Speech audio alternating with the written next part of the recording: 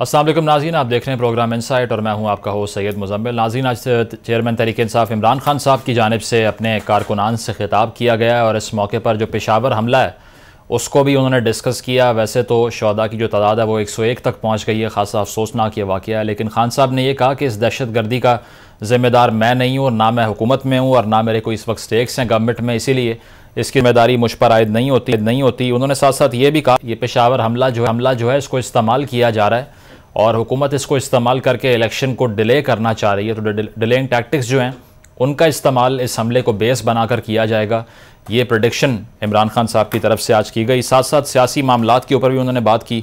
असम्बलियाँ तहलील करने के हवाले से जो सवाल उनसे हमेशा होता है कि आया आपने ये सुसाइडल मूव किया है, इससे आपकी पार्टी को नुकसान हुआ है, तो उन्होंने उसको क्लैरिफाई करते हुए कहा कि मैं उस मूव पर कायम हूँ। असम्बलियाँ जो मैंने तहलील की ये मेरी बेहतरीन हिकमत अमली थी। साथ साथ ये भी उन्होंने कहा कि इसी हिकमत अमली से हुकूमत बंद गली में दाखिल हो चुकी है, इलेक्शन करवाने के अलावा इनके पास कोई चारा नहीं है। 90 रोज़ में अगर ये ऐसा नहीं करते तो फिर कॉन्स्टिट्यूशन को ये तोड़ेंगे, इसके मुतरादिफ होगा। और साथ साथ आसिफ अली जरदारी साहब के हवाले से जो हतक इज़्ज़त का दावा हुआ है उस पर भी उन्होंने ये कहा कि मैं उनसे मुतल्लिक अपने बयान पर कायम हूँ।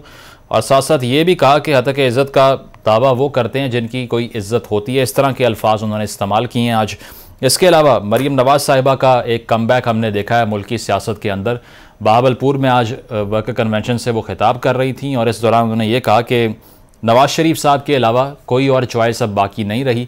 और उन्होंने ये कहा कि जिन हालात से मुल्क जो गुज़रा है, आप शुक्र करें कि हमने इकॉनमी को बचा लिया है और श्रीलंका बनने से पाकिस्तान को बचा लिया है। उन्होंने ये भी कहा कि जो मौरूसियत का इल्ज़ाम लगता है कि पार्टी ओहदे मैंने अपने पास रख लिए, उन्होंने ये कहा कि अगर ये मुझे ना भी मिलते तब भी आवाम को ऐसी सर्व करती। और ये भी कहा कि आवाम का जो प्यार है इसको मौरूसियत नहीं बल्कि जमहूरियत कहते हैं। इसके साथ साथ एक और टॉकिंग पॉइंट जो कंट्रोवर्शियल बन चुका है वो नून लीग के हवाले से है और वो ये है कि शाहिद खाकान अब्बासी साहब का जो इस्तीफ़ा है बतौर सीनियर नायब सदर, उस पर एक डिबेट शुरू हुई और कोई इसको क्लैरिफाई करने के लिए अपोज कर रहा है, कोई ये कह रहा है ऐसा नहीं हुआ, लेकिन मोहम्मद ज़ुबैर साहब की तरफ से कन्फर्मेशन की गई है कि शाहिद खाकान अब्बासी साहब की तरफ से इस्तीफ़ा जो है वो दे दिया गया है। शहबाज शरीफ साहब ने भी पेशावर वाक़े पर बात की, इसको भी आज डिस्कस करेंगे। हमारे साथ इस वक्त बैरिस्टर आमिर मौजूद हैं, पीपल्स पार्टी से ताल्लुक़ है। आपका बहुत शुक्रिया आमिर साहब प्रोग्राम में आने के लिए। नौशीन इफ्तिखार साहिबा मौजूद हैं, नून लीग की रहनुमा, आपका भी बहुत शुक्रिया। आमिर साहब आपसे आगाज़ करेंगे। सबसे पहले तो इमरान खान साहब ये कह रहे हैं कि डिलेइंग टैक्टिक्स हैं कि पेशावर हमले को अब इस्तेमाल किया जाएगा और एज अ प्रिटेक्स्ट उसको यूज़ करके इलेक्शन को डिले करने की एक कोशिश की जाएगी। तो क्या वाकई ये प्लान है गवर्नमेंट का? देखिए, 101 लोगों की शहादत है और उससे आप अगर पॉलिटिकल अपने मोटिव्स के साथ चलें या पॉलिटिकली उसे बनाने की कोशिश करें, वो कोई भी हो, खा वो हुकूमत हो या अपोजिशन हो, इससे मेरे ख्याल से संगीन जुर्म क्या होगा। मैं समझता हूँ कि इमरान खान साहब के पास सिवाय हर वक्त अपने इक़्तिदार के जाने के रोना और दूसरों के ऊपर इल्जाम तराशी करने के कोई काम नहीं है। हालात तो ये हैं कि इस वक्त हमें मेरे ख्याल से हमांगी की जरूरत है और दहशत गर्दी के खिलाफ हमें ऐसे लाएअमल की जरूरत है जिस पे सब मुत्तफिक हों। और मुजम्मिल साहब, ये जो वाकया हुआ है पेशावर में या जिस तरह से पिछले चंद महीनों के अंदर दहशत गर्दी में इजाफा हुआ है, वो बड़ा ही खतरनाक रुझान है जिसकी तरफ तवज्जो नहीं दी जा रही और इसे भी सियासत के चल चलाओ के अंदर देखा जा रहा है। मैं समझता हूं कि जो वाकया हुआ है उसकी बुनियादी वजह यह है कि जो रियासत को बड़ी मुश्किल से रियासत की पॉलिसी को तब्दील किया गया। और इसमें यह कहना चाहूंगा कि पाकिस्तान में पॉलिटिकल फोर्स जो कौमी थी वो सिर्फ पीपल्स पार्टी थी या केपीके से अवामी नेशनल पार्टी थी जिन्होंने इसका साथ दिया।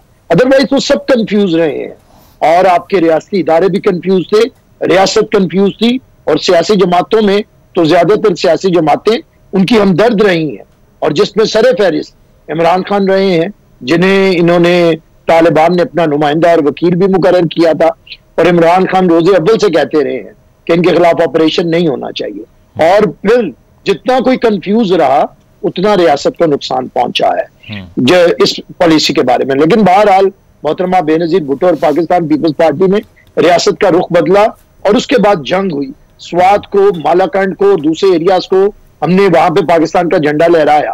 फिर पीएमएलएन की हुकूमत आई, फिर हमने नेशनल एक्शन प्लान उनके साथ मिलकर बनाया और दहशतगर्दी के खिलाफ जंग जारी रही। उस वक्त भी इमरान खान इससे मुत्तफिक नहीं थे। अब इमरान खान के पास 10 साल से खैबर पख्तूनख्वा था और जब उनके हाथ से गया है, चंद दिन पहले भी जो कुछ होता रहा, जेलें तोड़ के यहां से दहशतगर्द भागते रहे, ये पहली दफा हुआ कि जिन लोगों को मौत की सजाएं दी गई थी उन्हें सदर अलवी से उनकी सजाएं माफ करवाई गई और उन्होंने दोबारा आके स्वात में और मालाकंड पे कब्जा किया और रियासत की रिट खत्म की। नहीं, वो ये कह रहे थे कि 5 से 7 हजार फाइटर हमने रीसेटल करवाना था, केपी में रीसेटल करवाना था और फिर उन्हें फाइनेंशियल सपोर्ट देनी थी।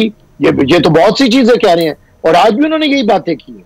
आज भी वो कहते हैं, आज भी उन्होंने ये नहीं कहा कि ये गलत पॉलिसी थी। अब बात यह है कि एक तरफ इमरान खड़ा है और एक तरफ रियासत खड़ी है और 101 लोग शहीद हुए हैं और इमरान खान को अपनी टांग पे गोली ना लगने वाली गोली के ऊपर तहकीकात का रंज है, जो कि गोली लगी भी नहीं। खुद इनके शौकत खानम ने कहा कि जो गोली के जर्रात लगी हैं, गोली नहीं लगी, लेकिन 101 लोग अपनी जाने दे चुके हैं और इमरान खान 10 साल वहां पे हुक्मरान थे और उन्हें कोई यहाँ पे शर्म आनी चाहिए थी कि इस पे वो कुछ बताते और ये कहते वो जिम्मेदार तो हैं, अगर कोई और जिम्मेदार है तो उसका नाम लेते और आगे बढ़ के कदम उठा के कहते कि हुकूमत इसके खिलाफ कोई भी कार्रवाई करे, फौरी हम सब मिलकर इस पे लाया है, अमल बनाते हैं। लेकिन उन्होंने 101 लाशों के होते हुए भी वही अपना रोना और अपनी सियासत, इल्जाम तराशी। ठीक है सर, ये तालिबान की पॉलिसी को मजीद डिस्कस करते हैं इसको। नौशीन साहिबा, आपसे भी यही सवाल है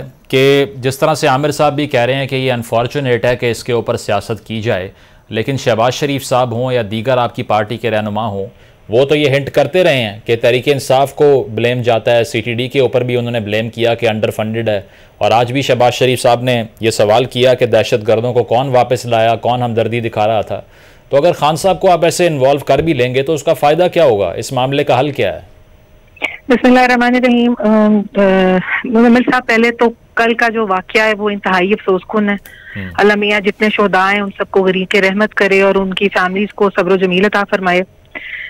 बहुत बड़ा लॉस है ये हमारे लिए और एक सवालिया निशान है कि हमें जो सिक्योरिटी के थ्रेट्स थे जो प्रिवेल कर रहे हैं रोज बरोज, हमें इनको कहीं ना कहीं स्टॉप करना पड़ेगा और ये यूनिटी जरूरी है इस वक्त हमारे में। हम एक दूसरे को ब्लेम ना करें तो ज्यादा बेहतर है, क्योंकि कल से आज तक जिन जानों का नुकसान हुआ है या जो लोग हमें अब मौजूद नहीं है वो हमारे सिक्योरिटी एहलकार, वो सब पाकिस्तानी थे और आई कंडेम दिस एक्ट, क्योंकि ये इंतहाई उन फैमिलीज का जो ये लॉस है ये कोई पूरा नहीं कर पाएगा, सियासी इल्जाम तराशी भी नहीं कर पाएगी।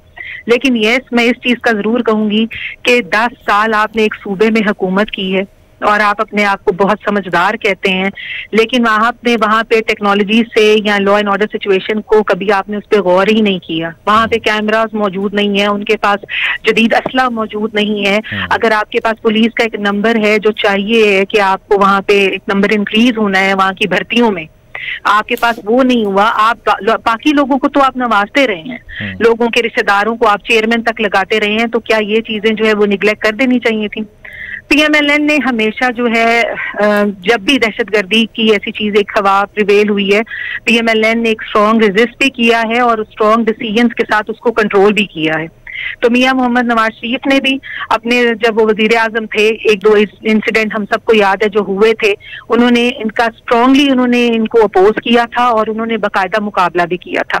लेकिन पाकिस्तान के लिए ये चीज जो है दिस इज वेरी अनफॉर्चुनेट। अल्लाह मियां हमारे मुल्क को सलामत रखे और आइंदा ऐसे हम हर उस नुकसान से। लेकिन जिम्मेदारी तो स्टेट को, गवर्नमेंट को लेनी पड़ेगी ना। अगर हम के खान साहब की पॉलिसीज से ये ब्लो बैक आया तो उसका हल तो कोई ये मामले का ना हुआ। फिर देखें, आप एक दूसरे को, मैं वही तो कह रही हूँ, लेकिन अभी हम अगर खान साहब फिर भी नहीं, खान साहब को देखें, अगर आप एक सूबा चला रहे थे तो उसमें जो भी लॉ एंड ऑर्डर सिचुएशन अब हुई है, अब जो होती है, वो प्रीवियस 4 साल में या 10 साल से आपके पास वो सूबा था, आप उसकी जिम्मेदारी आपको लेनी चाहिए। क्योंकि अभी तो जब तक पंजाब गवर्नमेंट या PP कोई अगर वहां पे नहीं आया, आपका वजीर आला वहां पे बैठे रहे हैं, आपके गवर्नर वहां पे बैठे रहे हैं, तो आप दूसरों को कैसे ब्लेम? लेकिन वही बात है कि इंस्टेड ऑफ ब्लेमिंग, हमें अपनी लॉ एंड ऑर्डर सिचुएशन के लिए और टेररिज्म को फाइट करने के लिए हमें जदीद टेक्नोलॉजी का और असले का और उसको बर वक्त हमें बिरोकार लाना चाहिए, ताकि हम आइंदा किसी ऐसे मिसहैप से जो है फाइट। पॉइंट आ गया आपका। वासिक कयूम अब्बासी साहब ने ज्वाइन किया है, तहरीक इंसाफ से ताल्लुक है, आपका बहुत शुक्रिया।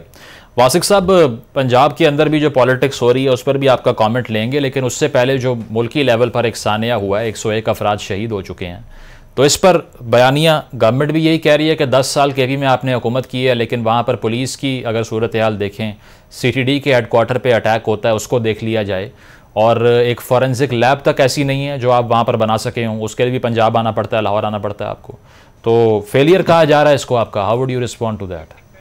जी बिस्मिल्लाहिर्रहमानिर्रहीम। सबसे पहले तो अफसोस के साथ जो सानिया हुआ उसमें पहले 30 फिर 50 फिर करते करते 100 से ज्यादा जाने चली गई, लेकिन हादसे से बढ़ के हादसा ये हुआ कि कोई रुका नहीं हादसा देख के। इस हादसे के बाद अभी तो उनका खून भी साफ नहीं हुआ, और पाकिस्तान की PDM की एक जमात ये कहती है कि इससे इलेक्शन पे इफेक्ट हो सकता है। तो इससे हम लोग क्या कहें आपको, आप इसके ऊपर हम क्या बयानबाजी करें? और उसके बाद मुराद सईद जो PTI की तरफ से कई अरसे से ये पीट रहे थे इस बात को कि आपके नॉर्थ के हिस्से में KPK में दहशतगर्दी बढ़ने लगी है, और जो आपके जो बॉर्डर एरिया है वहाँ की जो फोर्स है वो आपकी फेडरल एडमिनिस्ट्रेशन के अंदर आती है, वो सूबे के पास नहीं है, और जो वहाँ पर है कंट्रोल अगर फेडरल ने ना किया तो कल को बड़ा हादसा हो सकता है। उसके ऊपर अभी तक क्या मैयर्स लिए गए? उसके ऊपर मैयर्स क्या लिए? कोई मैयर्स नहीं उसके ऊपर लिया गया, उसके ऊपर कोई बयान नहीं। और राना सनाउल्लाह ने ये कहा उल्टा, उसके ऊपर ये बयान दिया कि ये सिर्फ और सिर्फ हाइप क्रिएट करने के लिए ये बातें की जा रही हैं। तो अल्लाह माफ करिए, 100 लोगों की जानें चली गई, सस्ती थी? ये क्या पाकिस्तानी नहीं थे? ये क्या पाकिस्तानी नहीं? लेकिन मैं कहना ये चाहूंगा कि खुदारा जो इस तरह के मैटर्स होते हैं उसको जितना लीनियंटली इस गवर्नमेंट ने PDM ने लिया फेडरल में, इससे ज्यादा आज तक मेरे नजदीक बेहिसी किसी गवर्नमेंट की नहीं हुई। क्यों? क्योंकि गवर्नमेंट सिर्फ सर देके फेंकी है कि इमरान खान को कैसे रोकना है, बाकी जो उनकी जुरिसडिक्शन के काम है उसके ऊपर उन्हें छोड़ नहीं थे। उसके ऊपर वासिक साहब, KP पुलिस तो अब KP गवर्नमेंट का सब्जेक्ट रहा है ना, उस पर तो विफाक को नहीं कुछ कहा जा सकता कि उस पर भी आप कोई गुंजाइश पैदा कर लेंगे? नहीं सर, जो आपके फेडरल की एजेंसी जब तक फुल फ्लेज इसमें इन्वॉल्व नहीं होती है तब तक एक पुलिस के पास की बात नहीं है। पुलिस के जितने उसने लेने अपने इलाके के अंदर ले सकती है, कितने ले सकती है वो, कितनी चेकिंग, लेकिन एक खुदकश आता है जिसका सोल्यूशन ही नहीं होता अनटिल कि आप उसको जड़ से ही पकड़ लें। और जड़ से पकड़ने के लिए तो फेडरल को अपनी पूरा इनपुट देना पड़ता है, उसके ऊपर अपना रिस्पॉन्स देना पड़ता है। वो रिस्पॉन्स का फेलियर है, वो इसलिए फेलियर है, मैं आपको रिपीटेडली कह रहा हूँ कि आप सारी डिटेल निकाल के देख लेना जो प्रेस कॉन्फ्रेंसेस की मुराद से है। वासिक साहब, आपकी पार्टी को most pro Taliban party in the system कहा जाता है। सर देखिए, मेरी बात को थोड़ा समझने की कोशिश कीजिएगा कि वो जो प्रो तालिबान को एक मिनट में आप लोग ना दरिया को कूदे बंद करें। वो खान साहब का जो नैरेटिव था वो क्या था कि बंदूक के जरिए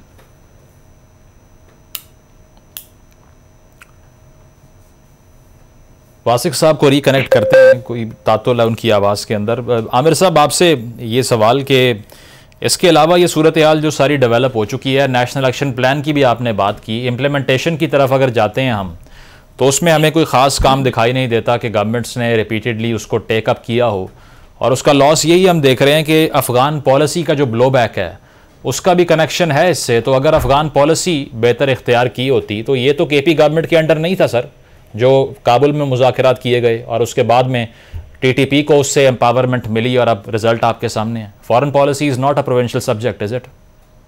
लेकिन वो तो फॉरेन मिनिस्ट्री में जब ये सारे मामलात किए जा रहे थे, जब फॉर्मर ISI चीफ को भेजा गया, जब तालिबान की गवर्नमेंट आई तो उसी ISI चीफ को तो आर्मी चीफ बनाने की कोशिश थी। अब इमरान खान उनकी पॉलिसीज को टो कर रहे थे या वो इमरान की पॉलिसी के तहत गए थे, मुझे कोई इसमें खास फर्क नजर नहीं आता। जो भी फैज हमीद साहब ने किया और अफगान गवर्नमेंट के साथ जाकर उधर मुज़ाकरात किए और एक तरह से सिर्फ वाहिद पाकिस्तान की हुकूमत रही जिसने अपनी सपोर्ट को शो किया, भले वो छुप के किया हो। और लेकिन आप तो एंगेज ही नहीं कर रहे ना बिलावल साहब, अफगानिस्तान क्यों नहीं जा रहे? देखिए, अफगानिस्तान के साथ जो आप कह रहे हैं, अफगानिस्तान तो ये कहता है कि हम नहीं करेंगे, अपनी सरजमीन को इस्तेमाल नहीं करने देंगे। हमारी फॉरेन मिनिस्टर जो हैं स्टेट मिनिस्टर मिस खार, वो गई हैं, वो के आई हैं वहां से। ये नहीं कि हम नहीं जा रहे हैं। अब मुलाकात किस सतह पे हो और कहां तक हो, वो जब सीरियसनेस दूसरी तरफ से होगी तो उसे मद्देनजर रखा जाएगा। ये नहीं है कि गया कोई नहीं है। बिलावल साहब नहीं गए, तो हिना रबानी खर साहब गई हैं और हमारी गुफ्तगू हुई है, और आपको पता है हमारी सिक्योरिटी एजेंसीज भी उसमें शामिल रहती हैं। अब जो आपने कहा है, हमारी जो अफगान पॉलिसी रही है रोजे अव्वल से, वो बड़ी खतरनाक अफगान पॉलिसी थी, वो जनरल जिया का दौर हो या उसके बाद हो। मैंने फिर कहता हूं कि सिर्फ पीपल्स पार्टी थी जो इसे ललकारती थी और इसे गलत कहती थी, या एएनपी के कायदीन थे। आमिर साहब, 90s में वैसे पीपल्स पार्टी भी स्ट्रेटेजिक डेप्थ की हामी रह चुकी है। नहीं, हम कभी नहीं रहे। वो जो एक इल्जाम है हमारे पे सर, वो मैं बताता हूँ। नहीं, वो जो ऑन रिकॉर्ड जिनसे हमारे की जाती है, नसीरुल्लाह बाबर साहब से एक स्टेटमेंट के ये हमारे बच्चे हैं, वो बना के कभी भी देखिए, हमारी तो एक स्ट्रगल है मुजम्मिल साहब। क्या मोहतरमा बेनजीर भुट्टो साहिबा की कोई एक स्टेटमेंट दिखा सकते हैं जिसमें उन्होंने दहशतगर्दी को सपोर्ट किया हो? पीपल्स पार्टी की कोई स्टेटमेंट दिखा सकते हैं? ये रियासत का बयानिया किसने तब्दील किया है? कौन पहले दिन से क्लैरिटी की पोजीशन के ऊपर है कि दहशतगर्दी रियासत को नुकसान पहुंचाएगी? इसीलिए बिलावल साहब भारतीय वजीर आजम नरेंद्र मोदी को दहशतगर्द कह सकते हैं, क्योंकि हमने कभी भी दहशतगर्दी की सपोर्ट नहीं की। और फिर इंडिया को मुसीबत पड़ती है स्टेटमेंट पे कि कहने वाला कौन है?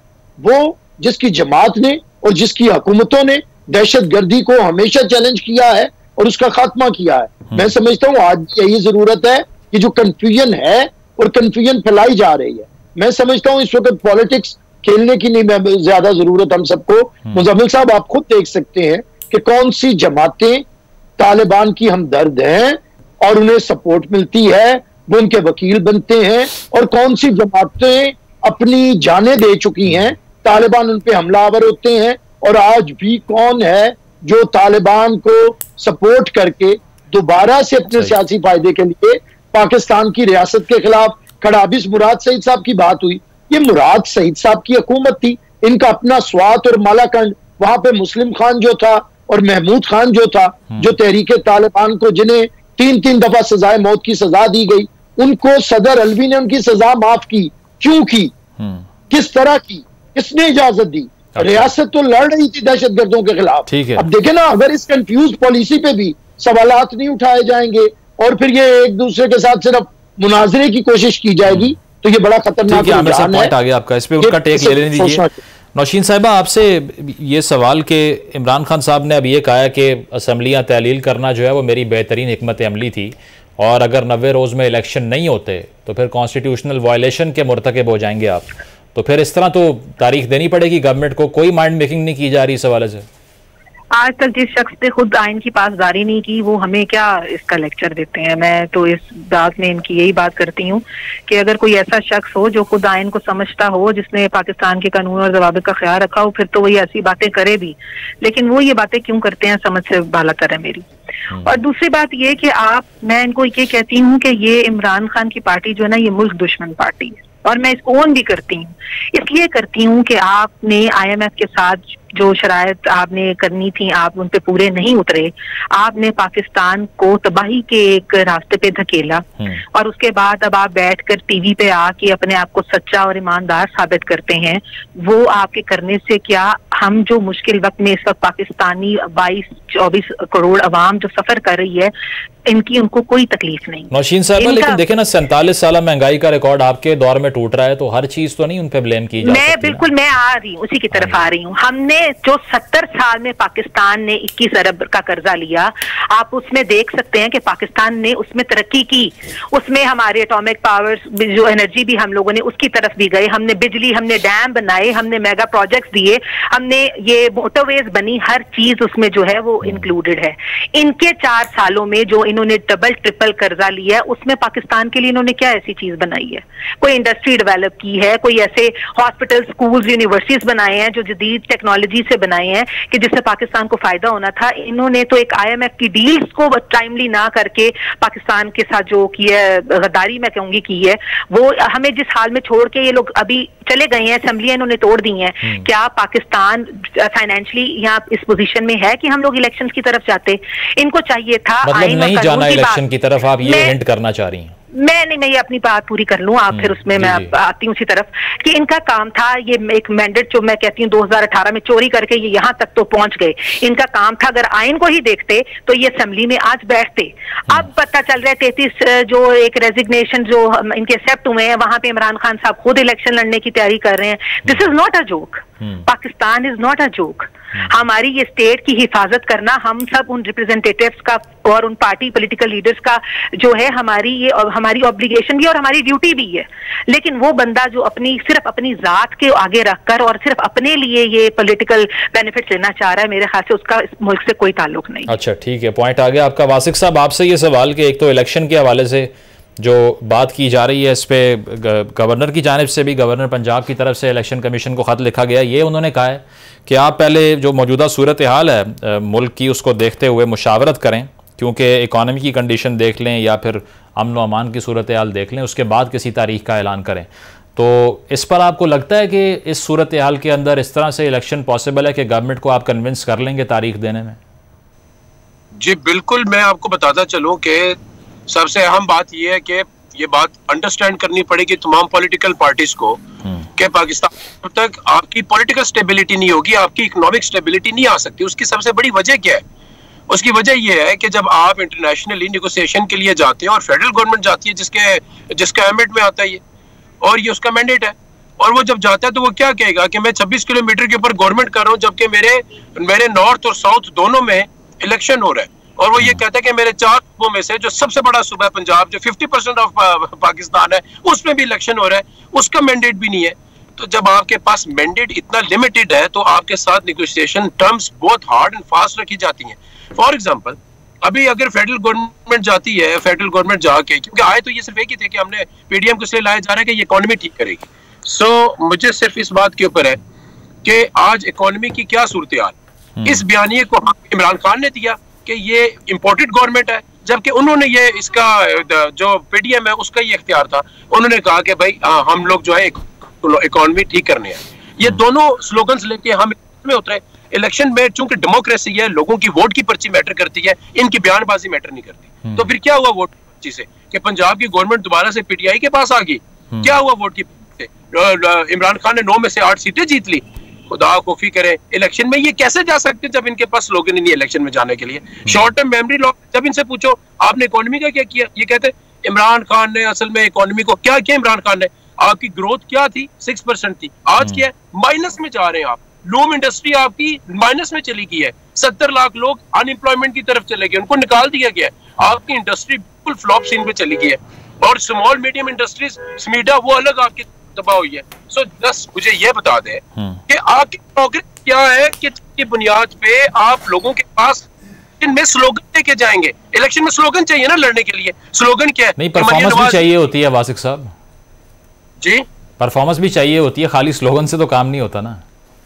देखिए, जिसकी गवर्नमेंट है उसने परफॉर्मेंस की बात करनी है। इनकी गवर्नमेंट है, ये जाए में। और ये बात आज मैं आपके तवस्सुत से ये बात कहना चाहता हूँ, पाकिस्तान की इकोनॉमी स्टेबल ही तब होगी जब आपकी पॉलिटिकल लाइन स्टेबल होंगी, और political lines free and fair election के बगैर स्टेबल नहीं हो सकती। मोहसिन नकवी साहब का लगना जो है, क्या ये बहुत बड़ा सवालिया निशान नहीं है कि एक शख्स को एक पॉलिटिकल जमात का हेड कहता हो कि ये मेरे बेटों जैसे है? तो आप मुझे बताएं, वो इलेक्शन कंडक्ट कराएंगे फ्री एंड फेयर? और ऐसे में इस्लामाबाद के 3 बार डेट चेंज हो सकी है। इलेक्शन कमीशन सुबह के सवेरे पहुंच गया कि आज इलेक्शन नहीं हमने कराना है। खुदा खौफी कर, अगर इस बाइसनेस के साथ इदारे चलेंगे, इस बाइसनेस के साथ, आप देखें ना, आप मैंडेट की बात कर रहे हैं। अवाम ने 5 साल के लिए आपको मैंडेट दिया, आपने खुद असम्बलियां तहलील करके अवाम के मैंडेट को ही झुटला दिया ना। अगर वो ना करते तो ये मोहसिन नकवी साहब की तरफ बात पहुंचती ना, अभी भी आप इक़्तिदार में होते। अगर ये बात अवाम को कड़वी लगी होती तो हम लोग दोबारा इलेक्शनों में या पंजाब में ना जीते। ये बात आप लग सकती है, या पीडीएम को लग सकती है। सिंध में तो डिफीट हो गई ना, और उसके अलावा खान साहब खुद कंटेस्ट ना करते, शायद रिजल्ट मुख्तलिफ होता बाय इलेक्शन की, अगर आप बात कर रहे हैं। ये है कि हम जो पाकिस्तान में रिजीम चेंज का एक अमल हुआ, हम उसके खिलाफ थे। वो आपकी सॉवरेनिटी के ऊपर क्वेश्चन है। वी नीड टू अंडरस्टैंड कि आपने अपनी सॉवरेनिटी को बचाना है या आपने अपनी ये इन उस तब्दीलियां पैसों के पीछे करनी है। वासिक साहब, नेशनल असेंबली में फिर भी वापस जाना चाह रहे थे आप, जो इम्पोर्टेड असेंबली है, ये समझ से बाहर है ना सर। मैं आपको बताता हूँ नेशनल असेंबली में क्यों जाना चाह रहे थे। आज नहीं तो कल, मैंने आज से 1 महीना पहले मैंने प्रोग्राम में यह बात का इंकशाफ किया था कि पीडीएम टूटेगी। आज सुबह क्यों इस्तीफा दिया गया शाहिद खान साहब की तरफ से? शाहिद खान समेत कई ऐसे लीडरान ने जो इस बात के शदीद मुखालिफ हैं कि आप जिस गवर्नमेंट को अपने पास रखना चाह रहे हैं, आपने केसेस माफ करा लिए, ये बैगेज है, ये पूरी पार्टी को डुबोई।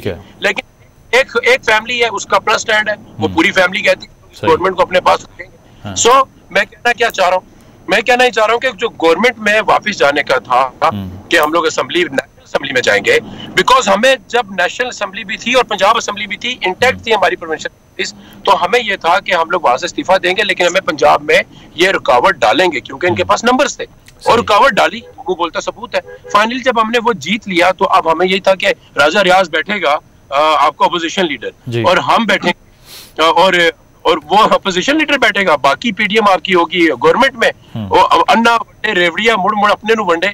तो ये क्या करते हैं, इसलिए हमें आज भी पता है 1 महीने की बात नहीं है, इनको नेशनल असेंबली डिसॉल्व करनी होगी। ठीक है, पॉइंट आ गया, इस पे जवाब लेने दीजिए मुझे। आमिर साहब, जिस तरह से वासिक साहब भी कह रहे हैं, खान साहब ने भी यही कहा कि ये कोई बैड मूव नहीं थी, बेहतरीन हिकमत अमली थी असेंबलियों को डिसॉल्व करना, और अब आप बंद गली में जा चुके हैं, आपके पास सोल्यूशन कोई भी नहीं है। तो वाकई ऐसा है, हेल्पलेस हो गई है गवर्नमेंट अब? इस पे तो आप तजिया करें, बंद गली में इस वक्त कौन बैठा है और कौन मिन्नतें कर रहा है रोज, ये तो मुझे तो दावे से तो नहीं बात बनती है। बात तो आपके सामने रियलिटी है। मैं समझता हूँ ये बात कह देना कि पॉलिटिकल स्टेबिलिटी आ जाएगी इलेक्शंस के साथ, कभी नहीं आएगी। जो पोलराइजेशन इस वक्त मुल्क के अंदर है, इसमें होने वाले इलेक्शंस भी खूनी होंगे और उसके रिजल्ट्स को ना तो इमरान के खिलाफ जब भी रिजल्ट आए इन्होंने नहीं माना, ये जिस पे तिड़े बैठे हैं ना कि हमने ज़िमनी इलेक्शन जीत लिए, और मौसूफ वो आपकी अपनी सीटें थी 9, जिसमें से 2 हमने आपसे छीन ली हैं, आपके बड़े लोगों की सीटें वो आपसे छीनी है। एक आपके वाइस चेयरमैन की सीट है और एक आपके चेयरमैन को हमने हराया है कराची से। तो मैं समझता हूं कि तज्जिया हकीकी होना चाहिए, जो लेकिन ये मेरे दोस्त तो कहते हैं कि नारे पे सियासत होती है, हम कहते हैं परफॉर्मेंस पे सियासत होती है, और नारे पे सियासत नहीं होती, आइडियोलॉजी पे सियासत होती है। और जब अगले इलेक्शन आएंगे, जब भी होंगे, अगर 4 साल की इनकी हुकूमत है और 1 साल की ये हुकूमत है, तो मुवाजना परफॉर्मेंस पे होगा कि 4 साल की वो हुकूमत जिसने सबसे ज्यादा कर्ज लिया पाकिस्तान की तारीख में, सारी हुकूमतें 71 साल एक तरफ और 4 साल हुकूमत का कर्ज एक तरफ, और एक भी मेगा प्रोजेक्ट नहीं है, एक भी यूनिवर्सिटी नहीं है। 10 साल में KPK में कोई एक बड़ा प्रोजेक्ट दिखाएं, 4.5 साल में पंजाब में बड़ा प्रोजेक्ट दिखाएं, और 4 साल में मरकज में कोई बड़ा प्रोजेक्ट दिखाएं। मैं समझता हूं परफॉर्मेंस पे आएगा। ये जो समझते हैं ना कि नारों से, गालियां बकने से, सोशल मीडिया के ऊपर किसी की तजलील और तज़यीक करने से, इस तरह ये आपका एक फैन क्लब है, इसमें आप खुश हैं। आमिर साहब, लेकिन आपने शुरू में एक बात ये की कि खूनी इलेक्शन होगा। सर, ये जवाब तो आमरीत के दौर में भी इस्तेमाल होते रहे इलेक्शन ना करवाने के लिए। क्या खूनी इलेक्शन होगा, इसके डर से इलेक्शन को इतना प्रोलॉन्ग कर सकते हैं कि कॉन्स्टिट्यूशन ही परमिशन न दे उसकी? मैंने मुजम्मिल साहब एक दफा भी इलेक्शन की प्रोलॉन्ग करने की बात नहीं की, और ना वो गवर्नमेंट कर सकती है। वो आईनी इदारे हैं, यहाँ पे आईनी इदारा इलेक्शन कमीशन ऑफ पाकिस्तान है, उसकी जिम्मेदारी है, उसने करना है, और अदालतें मौजूद हैं। लेकिन ना कितना यहाँ पे असल में PTI वालों को ढंडोरा पीटने की बड़ी आदत है। फवाद चौधरी के साथ ये हो गया, उसके साथ जुल्म हो गया, आपने सेल्फियां आते हुए देखी, मुझे बताएं कौन सा जुल्म हो गया? ये हथकड़ी 2 घंटे के लगा के और हीरो बनने का मौका फराहम कर दिया। नहीं सर, बगैर वारंट के उठा लिया ना, कुछ ना कुछ तो वायलेशन हुई ना। देखिए, वायलेशन मैं बताऊं कि जो ये करते रहे हैं, मैं तो फिर भी हक में नहीं हूं। मैं कभी भी सपोर्ट नहीं करता ऐसी किसी चीज को कि किसी पॉलिटिकल फिगर को हथकड़ियां लगाई जाए, उसके ऊपर कपड़ा डाला जाए। आपके पुराने कॉलीग रहे हैं, आप कंडेम नहीं कर रहे ना उनके अरेस्ट को? मेरे दोस्त हैं, मैंने कंडेम भी किया। मैंने ये कंडेम किया कि अगर इलेक्शन कमीशन ऑफ पाकिस्तान के पास तगड़ी पावर थी, जुडिशियल पावर थी, हाईकोर्ट की पावर थी, वो इन्हें डिस्क्वालीफाई कर सकते थे। एक मुहर्रिर के पास जाके एप्लीकेशन देने की क्या जरूरत थी? मैं ये कह चुका हूं बार। पॉइंट आ गया आपका। मरियम नवाज साहिबा, नहीं मुझे बात ठीक है, कंप्लीट कर लें।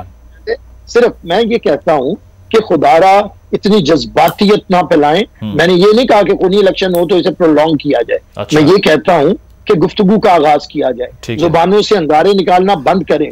आप अगर कत्ल के इल्जाम उस जमात के ऊपर लगाएंगे जिन्होंने हमेशा लाशें ढोए हैं और अपने दुश्मन को भी कुछ नहीं कहा, तो फिर लोगों को पता है कि आप क्या तमाशा खेलना चाहते हैं और मुल्क के अंदर आप तालिबान का पॉलिटिकल विंग होते हुए मुल्क के अंदर खाना जंगी चाहते हैं, ये हम जानते हैं। इस पे करते हैं मजीद बात। अब मरीम नवाज साहिबा की जो गुफ्तगू उसको डिस्कस करेंगे। एक प्रोग्राम में ब्रेक शामिल करते हैं और ब्रेक के नवाज साहिबा का आज बहावलपुर में खिताब था, उसको डिस्कस करेंगे। Stay with us.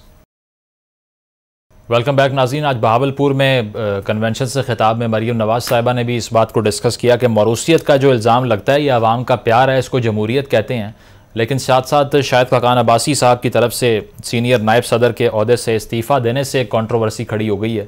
इस पर बात करते हैं। नौशीन साहिबा, ये हिंट तो यही कर रहा है कि एक एहतजाजी तौर पे उन्होंने इस्तीफ़ा दिया है कि मेरा एक पॉलिटिकल करियर, एक एक्सपर्टीज़ है और सीनियरिटी है, तो अगर कोई सिर्फ फैमिली बेसिस पे आकर मुझे सुपरसीड कर जाए तो ये गलत होगा। तो कैसे एड्रेस करेंगे आप इसको? अच्छा जी, पहले तो मैं जो हमारे पीटीआई के रहनुमा थे, मैं उनकी कुछ बातें सुन रही थी जो अभी इलेक्शन पे वो बात कर रहे थे, फ्री एंड फेयर इलेक्शन की बात उन्होंने की है। तो मेरे ख्याल से पहले तो इनको याद आना चाहिए डस्का इलेक्शन। मैं इनको कहती हूँ ये बात करने से पहले जरा वो माइंड में रखा करें। उस इलेक्शन में जाने भी गई नहीं है और जो हालात इन्होंने पैदा किए थे सिर्फ एक सीट जीतने के लिए एनए की, तो मेरा ख्याल है इसके बाद इनको फ्री एंड फेयर इलेक्शन की बात नहीं करनी चाहिए थी, क्योंकि फिर जो इलेक्शन कमीशन में मौसम खराब था उस दिन, शायद वो और धुंध थी ना, जो 20 इन्होंने प्रिजाइडिंग ऑफिसर उठाए थे, लेकिन जहां पे 2 बच्चे भी शहीद हुए हैं, ये क्यों भूल जाते हैं सब। और 2018 में भी ये जिन्होंने इनको लाके हमारे सरों पे बिठाया था, आज वो भी अफसोस ही मना रहे हैं। तो अब इनका जीतना नामुमकिन है। ये इलेक्शन में पता नहीं जाने की क्यों इतनी जिद कर रहे हैं, और इनके पास एक ही अहल शख्स है जिसका नाम इमरान खान न्याजी है। तो बाकी मेरा ख्याल है इन मेंबरान को मैं पीएमएलएन जो है वो ज्वाइन करने की दावत देती हूँ। आ जाएं कभी 10-20 साल बाद, शायद इनको यहाँ से मौका मिल जाएगा, हम इनको इलेक्शन की टिकट दे देंगे। अच्छा, तो शाहिद खाकान साहब के बारे में क्या करेंगे? मैं अब उधर ही आ रही हूँ। बिल्कुल, मरियम साहिबा ने जो बात की, उनको बिल्कुल अहल खातून है। उन्होंने पार्टी के लिए जंग एक जो है की, और उन्होंने जो है जेल भी गई वो, और उन्होंने पार्टी का परचम बुलंद भी किया है। बिल्कुल शी इज केपेबल, और पार्टी को जिस तरह उन्होंने आगे वो रीऑर्गेनाइज कर रही हैं और लेकर चल रही हैं, जदोजहद कर रही हैं, तो हम सब खुश हैं कि वो आई हैं आगे और उनको ये ओहदा भी मिला है। दूसरी बात बिल्कुल ये करूंगी कि जिस तरह उनके वालिद साहब से उन्होंने सीखा, जिस तरह एक डॉक्टर का बच्चा डॉक्टर ही बनना चाहता है, एक फौजी का बच्चा शायद फौज में ही आना चाहता है, वो यही होता है कि उनके पास वो एक्सपीरियंस है। अच्छा। उस एक स्पेसिफिक जो एक फील्ड है, उस प्रोफेशन का एक्सपीरियंस है जो हम अपने बड़ों से गेन करते हैं।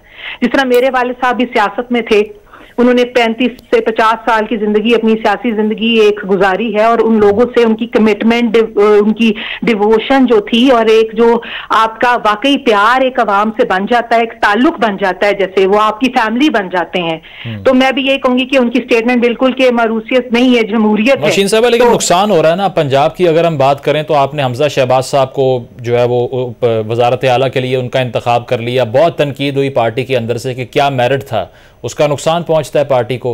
आप देख लीजिए, मैंने उसका आपको जवाब दिया, मैंने आपको जवाब दिया। देखें, वो कुर्बानियां देके ही कैटेगरी में आते हैं जो सीख चुके हैं। जब जेल जाना है तो हमजा साहब ने ही जाना है, जब न्याय भुगतनी है तो हमजा साहब ने ही भुगतनी है। तो उन्होंने ये चीजें सब बर्दाश्त की हैं। ने 3 साल नैब के चक्कर लगाए हैं। मैं शाहिद साहब की तरफ ही आ रही हूँ। शाहिद साहब हमारी पार्टी का बहुत बड़ा असासा है। अभी तक मेरे नॉलेज में ऐसी कोई बात नहीं आई, और उन्होंने तरदीद भी उनके तर्जुमान ने की है कि अभी तक ऐसी कोई बात नहीं है। नहीं, उनकी अभी तक पार्टी से रिलेटेड, वो पार्टी के साथ हैं, पार्टी अभी तक उन पे बिल्कुल।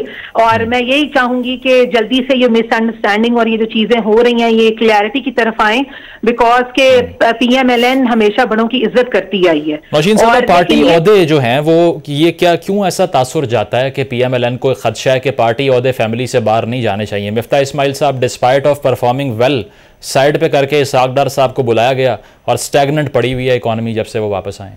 देखें, ये सब चीजें जो हैं ये हमें टाइमिंग लगता है कि शायद कोई डिसीजन गलत हो गए हैं या कुछ डिसीजन टाइमली नहीं लिए गए हैं, लेकिन मैं फिर वही बात करूंगी कि एक्सपीरियंस रियली मैटर्स। अच्छा। अभी आप देखें जो भी इकोनॉमी की experience could only B gained in the family. नहीं, मैं इस पे फैमिली नहीं कहूंगी। इसहाक डार साहब पहले भी फाइनेंस मिनिस्टर रह चुके हैं, आप ये भी बात करें, और तब भी पाकिस्तान के हालात उन्होंने कंट्रोल किए हैं और अच्छे तरीके से कंट्रोल किए हैं। मिफ्ता साहब वाज अ गुड, मैं उनको ये कहूंगी कि अच्छे मिनिस्टर थे, लेकिन वही बात है कि पार्टी के डिसीजंस, पार्टी के एक बंदा डिसीजन नहीं लेता, हमारी सीनियर लीडरशिप सब बैठती है टुगेदर, दे कम और वो एक डिसीजन पर आते हैं। तो हम सबको फराक दिली से उनके डिसीजन को मानना भी चाहिए, और लेकिन सबको मौका मिलना चाहिए। ये चीज है कि ये चीजें जो है रोटेट होती रहनी चाहिए, कि अच्छी बात है, मशवरे अच्छे और अच्छे ब्रेन्स जो है वो आगे आने चाहिए। ठीक है, पॉइंट आ गया आपका। वासिक साहब, आपसे ये सवाल है, आज मरियम साहिबा ने भी ये कहा कि मौरूसियत के इल्ज़ाम ना लगाइए, ये अवाम का प्यार है, ये जमहूरियत है। शाहिद खाकान साहब ने भी गालिबन इस्तीफ़ा दिया है, तो पीटीआई फिर ऑफर कर दे उनको? क्या ख्याल है आपका कि आ जाए पीटीआई में? बात सुन ले, एक मिनट। हाँ जी, यहाँ से शुरू करें। जो इस हमारे साथी ने अभी गुफ्तगू के दौरान क्या बात की, आमिर साहब, डॉक्टर का बेटा डॉक्टर बनना चाहता है। मेरा तो इस बात पे एतराज ही नहीं है। मेरा इस बात पे एतराज है कि अगर बच्चा मैट्रिक एफएससी फेल हो तो उसको डॉक्टर बनाएंगे क्योंकि तुम्हारे वाले साहब डॉक्टर थे। खुदा कॉपी करे भाई, मेरिट्स होने चाहिए। रेक्विजिट्स क्या है मेरिट के भाई? नहीं, वो 3 बार के वजीर आज़म रह चुके हैं ना। मेरी बात, हमजा शहबाज के अलावा कोई पूरे पंजाब में नहीं था। क्यों? क्योंकि हमजा शहबाज साहब अपना, अच्छा, मरियम नवाज के अलावा पूरी पार्टी में कोई नहीं है। क्यों? क्योंकि वो बड़े भाई की बेटी है। पूरी पार्टी में कोई वज़ीर आज़म का अहल नहीं है। क्यों? क्योंकि बड़े भाई साहब के छोटे भाई जो है उनके अलावा कोई अहल नहीं है। ये मुड़ तोड़ पॉलिटिक्स है जो घूम, इसकी वजह से पार्टी के अंदर डेमोक्रेसी नहीं है, उसकी वजह से पार्टी अभी दरार पड़ी है। ये कहां तक है, मेरी बात याद रखिएगा। आप वेरी सून एक और प्रोग्राम करेंगे, मुझे भी बुलाइएगा, इनको भी बुलाइएगा। मैं आपको बताऊंगा कि लोग इख्तिलाफ कर रहे हैं, क्योंकि लोग, जिन लोगों की अपनी कोई पॉलिटिकल क्रेडिबिलिटी चल रही है, एक जमात के साथ वाबस्तगी चल रही है, वो इस मौरूसियत को, ऑटोक्रेसी को थोड़ा ही मानते हैं भाई, किसी सूरत नहीं मानते। सो मैं वैसे मुल्तान में आपने भी ये किया था शाह महमूद साहब की साहबजादी को टिकट देके। देखिए, वो बाय इलेक्शन है, अभी हम मेन इलेक्शन तरफ जा रहे हैं, टिकटों की तरफ। यू मतलब आइंदा नहीं देंगे? अच्छा, ठीक है। और एमएनए का टिकट देना, एमपी का टिकट देना एक तरफ, पूरा सूबे का एग्जीक्यूटिव बना देना एक तरफ है। खुदा को फिक्र है। उस्मान बुज़दार साहब का मेरिट पे भी सवाल होता है ना, वो परवेज अलाई साहब ने कहा था कोई परफॉर्मेंस नहीं थी उनकी। उस्मान बुज़दार का ताल्लुक किसी सियासी खानदान, बड़े खानदान से नहीं था। आप ये नहीं कह सकते कि उस्मान बुज़दार का बेटा बाके संभाल लेगा। आप ये नहीं कह सकते उस्मान बुज़दार का वालिद चूंकि यहाँ पर पहले सियासी हेड था, तो उसको फिर भी अगर बच्चे में कोई हो ना कि बच्चे की क्रेडेंशियल इतने स्ट्रॉन्ग है कि उसको आ जाना चाहिए। वासिक साहब, मरियम साहिबा ने आज ये भी कहा कि हमने श्रीलंका बनने से बचाया इस मुल्क को और Nawaz Sharif is the last option we have. इस पे क्या कहेंगे? चलो, मैं कहता हूं कि फर्ज माल आपकी बात सुन ली कि इन्होंने बचाया है, फिर तो आपके क्रेडिट में बहुत आवाम का वोट होना चाहिए। जाए इलेक्शन, जाए इलेक्शन, दूध का दूध का पानी हो जाएगा भाई। क्या बात करते, डेट नहीं दे रहे खौफ के साथ इलेक्शन की। इन्होंने श्रीलंका से बचा लिया। क्या डॉलर रेट था और आज क्या है? और आज ग्रोथ रेट क्या है आपका? आज अनएम्प्लॉयमेंट कितनी है? और उस अनएम्प्लॉयमेंट के रिजल्ट में आपका स्ट्रीट क्राइम किधर है? और आप कह रहे हैं कि और सबसे बढ़ के मैं आपको ये बताऊं कि जो मर्जी कर लें, जब तक कोर्ट्स इनसे डेट नहीं लेंगी, ये इलेक्शन में नहीं कूदने वाले। ये 13 जमातें मिल के भी अगर इलेक्शन में नहीं कूद रही, ये इनकी परफॉर्मेंस है जिसकी वजह से ये खौफ का। ठीक है, पॉइंट आ गया आपका। आमिर साहब, आपसे ये सवाल, जाहिर ही बात है आपके भी कॉलीग हैं शाहिद खाकान अब्बासी साहब, और उनका इस्तीफ़ा जो है, इस पर पीपल्स पार्टी क्या सोच रही है? आवाम में तासुर तो यही है कि ये 2 पार्टीज़ हैं, इसमें ये फैमिली लिमिटेड कंपनी की तरह क्यों बिहेव करती हैं, क्यों एक ख़ानदान से बाहर टिकट्स डिस्ट्रीब्यूट नहीं की जाती, और इस तरह के जो पॉलिटिशियंस हैं जिनके लंबे करियर रह चुके हैं, स्ट्रगल्स रह चुकी हैं, वो इग्नोर हो जाते हैं और सुपरसीड करके फैमिली मेम्बर आ जाते हैं आगे। देखिए, शाहिद खाकान अब्बासी साहब के साथ तो ऐसा कोई जुल्म नहीं हुआ। वो तो वजीर आजम बनाए गए हैं और मियां नवाज शरीफ ने उन्हें प्राइम मिनिस्टर बनाया है। उस वक्त भी शाहिद खाकान अब्बासी साहब से ज्यादा सीनियर लोग पार्टी के अंदर मौजूद थे, और ये अगर इतने ही उस वक्त असूल पसंद थे तो कह सकते थे कि सीनियरिटी के ऊपर प्राइम मिनिस्टरशिप दी जाए। तो मैं इतना सीनियर नहीं हूँ, और इन्होंने भी सियासत अपनी वालिद के बाद की है। मरूसी सीट पे ही आए हैं, इनके वालिद भी MNA थे और ये भी आए हैं। तो मैं समझता हूँ कि बातें तो जहां तक की जाए, वो ये तो नहीं कि मुझे एक असूल पसंद आया और अपनी जात पे जब वो लागू होने लगा तो मैं दूसरी बात करूं। लेकिन बहरहाल पाकिस्तान की पॉलिटिकल पार्टीज के अंदर जो है मेरे ख्याल से इंस्टीट्यूशंस बनाने की तरफ जाना पड़ेगा। समझते हैं उनका इस्तीफा किसी प्रिंसिपल की बेस पे नहीं है? नहीं, मुझे लगता नहीं है। प्रिंसिपल की बेस पे बहुत से इश्यूज हो सकते थे। शायद कई दफा इंसान समझने लगता है कि किसी एक सीट पे रहने के बाद उसका हक है कि दोबारा भी उसे दी जाए, तीसरी दफा भी उसे दी जाए, चौथी दफा भी उसे दी जाए। तो कई दफा ऐसे भी इख्तिलाफात असूल नहीं हो, बहरहाल इनकी पार्टी का अंदरूनी मामला है। लेकिन जहां तक आपने कही, देखिए, मौरूसियत खराब होगी अगर मेरास बुरी हो तो, लेकिन अगर मौरूसियत अच्छी हो तो कुरान बड़ा पड़ा है अच्छी मौरूसियत की मिसालें देते हुए और नबी का बेटा नबी बनाते हुए। ये तो पूरा कुरान आपके पास साहब, ये तो मेरे ख्याल से मेरा ख्याल है नहीं मिक्स करना चाहिए, रिलीजन को नहीं करना चाहिए। तो आप किसे करके ये कर रहे हैं? मौरूसियत कहाँ पे बुरी है? क्या डॉक्टर के बेटा डॉक्टर नहीं होता? क्योंकि मेरिट कॉम्प्रोमाइज होता है, ये पॉइंट है। नहीं, मेरी बात सुन ले, अगर मुझे पूरी करने देंगे तो जरूर आप फिर उसमें खिलाफ कीजिएगा। मुझे पॉइंट बिल्ड करने दें। मैं समझता हूं कि अगर तो किसी में कैपेबिलिटी नहीं है, मैं मिसाल अपनी जमात की देता हूँ, मोहतरमा बेनजीर भुट्टो साहब की बेटी थी आई, क्या उन्होंने अपने आप को प्रूव नहीं किया? बिल्कुल किया। अगर कोई प्रूव करेगा तो होगा, नहीं होगा तो पार्टी भी खराब होगी, वो भी होगा। लेकिन मौरूसियत से बढ़ के आगे आए अब मुजम्मिल साहब, क्या मुतलकुल अनानियत बुरी चीज नहीं है? एक शख्स 30 साल से पार्टी का घिसा पिटा सदर है, वो किसी और को आने ही नहीं देता। सारे बुनियादी मेंबर्स उसने फारिग कर दिए हैं, वो हामिद खान हो, वो जो इनका केस लेके इलेक्शन कमीशन गए, और जितने लोग हैं, आज वो बैठा, वो मुतलकुल अनान इतना है कि किसी की बात नहीं मानता। वो अकेला फैसला करे तो असेंबली तोड़ता है, वो अकेला फैसला करे तो बुजदार को वजीर आला बनाना पड़ता है, उसके अकेले के बाद। तो क्या मुतलकुल अनानियत पार्टीज के अंदर? ठीक है, मुतलकुल अनानियत भी गलत है, और अगर मौरूसियत मेरिट को कंप्रोमाइज करके है तो वो भी गलत है। तो मेरे ख्याल से दोनों तरफ की बात करें। ये बात नहीं है कि अपनी मतलब की सुनादी उस पर बड़े असूली हो गए और उस पर झूठी बोलने लगे। मैं समझता हूं कि पाकिस्तान का बेड़ा गर्क इस वक्त, ये जो बार बार कहा जाता है पॉलिटिकल स्टेबिलिटी, जब तक रवैये स्टेबल नहीं होंगे पॉलिटिकल स्टेबिलिटी नहीं आएगी। और इमरान खान का इंतहाई गैर मुतवाजन रवैया है। बतौर वजीर आजम उन्होंने मुल्क को स्टेबिलिटी नहीं दी और ना दे सकते हैं। जो वजीर आजम असेंबली में पिछली गलियों से छुप छुप के आता हो, जो अपने मेंबर्स पूरे करने के लिए एजेंसियों के जरिए अपने मेंबर्स को बजट में बुलवाता हो, जो अपनी सिक्योरिटी काउंसिल की मीटिंग्स ISI से आर्मी चीफ से प्रिजाइड करवाता हो, जो खारजा पॉलिसी ISI चीफ से चलवाता हो, तो क्या वो स्टेबिलिटी लेके आएगा? पॉलिटिकल स्टेबिलिटी लेके आएगा? उसी का तो गंद डाला हुआ 4 साल का हम भुगत रहे हैं। तो मैं समझता हूँ होशमंदी की बातें करें, नारेबाजी ना करें, तज्जिया होना चाहिए पॉलिटिकल, ना कि अपनी मर्जी की बात। नौशीन साहिबा, आप इसको रिस्पॉन्ड भी कर दीजिए। इसके अलावा नवाज शरीफ साहब की वापसी को लेकर भी जो डिबेट होती है, तो उस पर पार्टी क्या सोच रही है?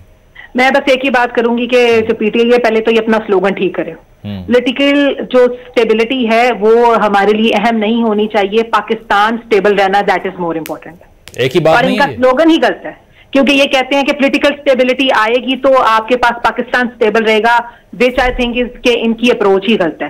पाकिस्तान है तो हम सब हैं।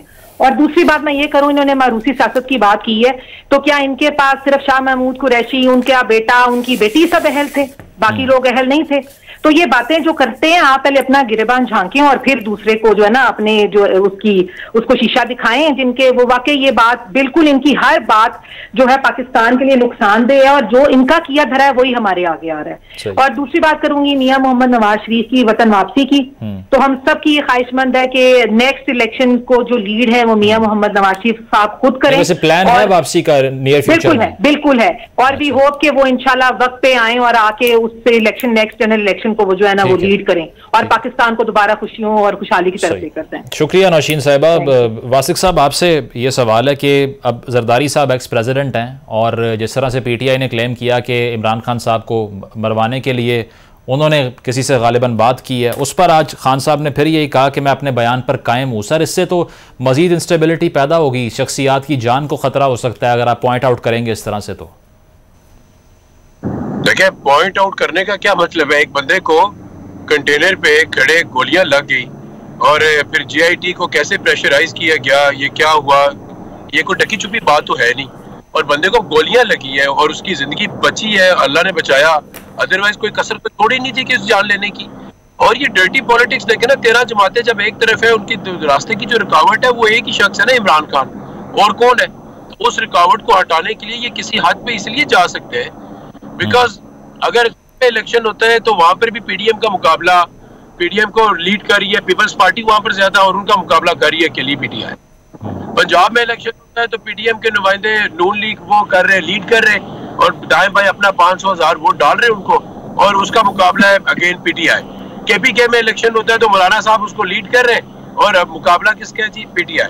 सो पूरे पाकिस्तान फिर के देखें, अदर देन इमरान खान तो कोई भी नहीं है जो इनको खुला आम चैलेंज कर बैठे, इसलिए उसको रास्ते से हटाना मेरे नजदीक ये PDM के आखिरी रास्ता है। ठीक है, शुक्रिया। वासिक कयूम साहब मौजूद थे, आपका शुक्रिया। आमिर हसन साहब आपका भी बहुत शुक्रिया। कराची में जो सिंध के वज़ीर ट्रांसपोर्ट हैं शर्जील मेमन साहब, उन्होंने ख़वातीन के लिए एक मखसूस पिंक बस सर्विस का इफ्तिताह किया है और उसके लिए यह बताया गया है कि 7 रोज़ तक ख़वातीन को मुफ्त सफ़र की सहूलत इसमें फ़राहम की जाएगी। इस प्रोजेक्ट की डिटेल मज़ीद क्या है ये जानने के लिए तैमूर तालपुर साहब हमारे साथ मौजूद हैं, सूबाई वज़ीर सिंध। तैमूर साहब बहुत शुक्रिया ज्वाइन करने के लिए।